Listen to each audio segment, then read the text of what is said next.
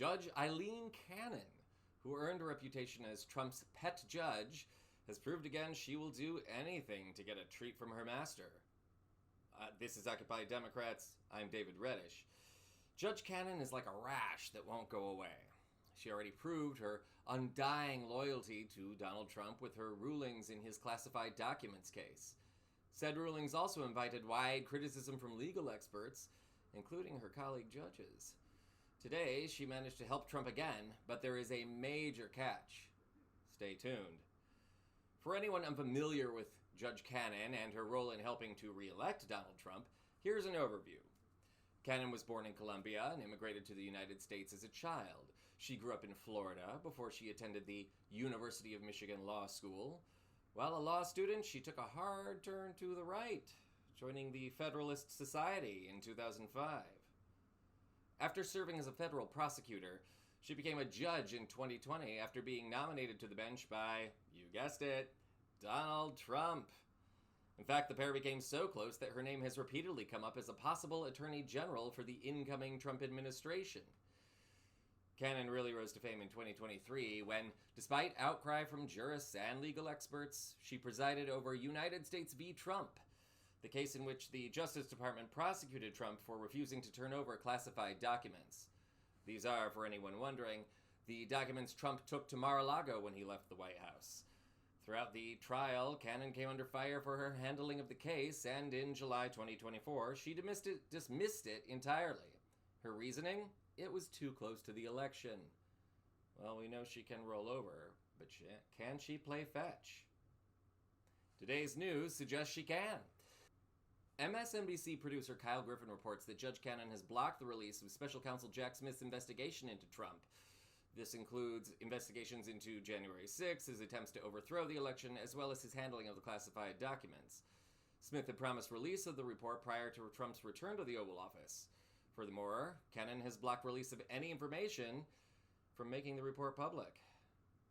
Jack Smith has already said he's appealing to Attorney General Merrick Garland to intervene in the case, but there is a twist. According to MSNBC legal analyst Lisa Rubin, Cannon may have just landed herself in trouble. Take a look. Well, Andrea, let's start with Judge Cannon's ruling. As you noted, Judge Cannon ruled today that she is going to impose a stay on the release of any special counsel report.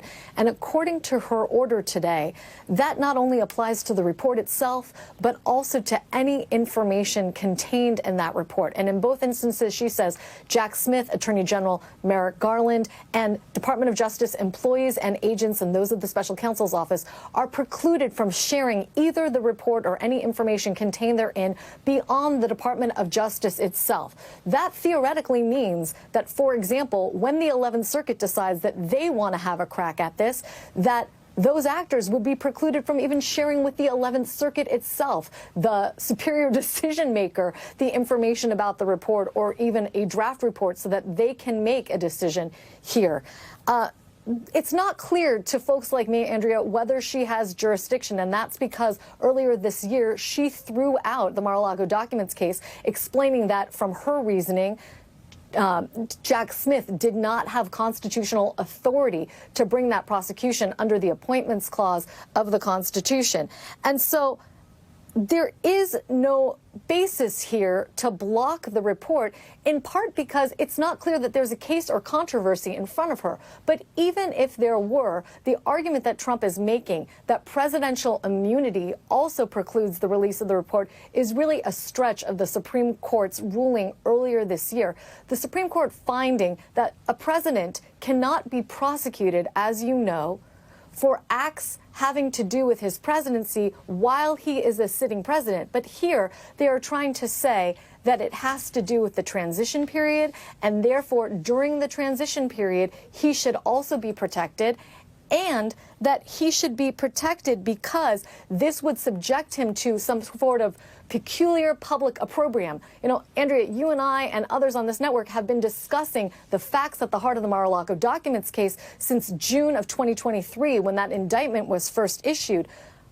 Based on what Ken's reporting and others, Our understanding is that this report wouldn't contain any new information, much less subject the president to opprobrium publicly or force him to expend a great deal of time and energy combating information in the report. So for all of those reasons, it's unclear to me why Judge Cannon has done what she has done. The one final thing that I'll leave you with is that her stay of the release of the report extends beyond any decision by the 11th Circuit. She says that the stay she's imposing will last for 3 days longer. It's unclear to me also why she's done that, but one possibility is that the 11th Circuit doesn't sit again until next week, starting on the 14th of next week and going through the 17th. Could it be that she is trying to impose a stay that would last beyond the time at which Donald Trump is inaugurated? That's one possibility here, Andrea. So that's the catch. Judge Cannon has issued a stay on the report, and she may not even have the authority to do so. So what's really going on? She's trying to buy Trump time. See, if Merrick Garland gets to rule on the release of the report, he will, in all likelihood, make it public. But if a Trump appointee gets to make the decision, he will likely block it. After all, as we all know, Trump only wants people loyal to him, not the Constitution, serving in his cabinet. At present, Trump has nominated Pam Bondi to the role of Attorney General following the disastrous nomination of Matt Gaetz. Gaetz had to withdraw from consideration following the release of a House ethics report. Isn't it funny how all these ethics reports keep popping up around Trump and his people? Bondi's nomination has attracted criticism given several ethics issues in her past. Needless to say, people wonder if she's actually going to make it to the office. If she can't survive confirmation, does that mean Aileen Cannon wants to take a shot at the job? Could all of this ruling on the Jack Smith report have something to do with that? What do you think? I'm David Reddish, and this is Occupy Democrats.